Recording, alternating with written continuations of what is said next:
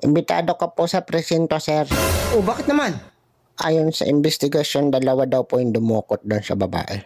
Oh, anong kanalaman ko dun? Isa daw pong pangit, isa daw pong gwapo. Yun ang description ng babaeng nadukot nung nakaraang araw. Oh, Dito sa lugar po natin, isa ka po sa pwedeng maging suspect. Kasi ang pagkakabanggit po ng babae, hawig ni Alden Richard na may parang Jack Roberto ang datingan, malakas ang appeal. Mukhang habulin ng babae, tsaka parang naging crush niya nga daw eh. para tao ka, ano? Pag ganyan ang description, ikaw lang talaga yung magiging suspect. Alo? Di naman! Sabi ng mga investigador, ikaw yung mga description eh. Di ba, sir? Uy! Para tiwag to.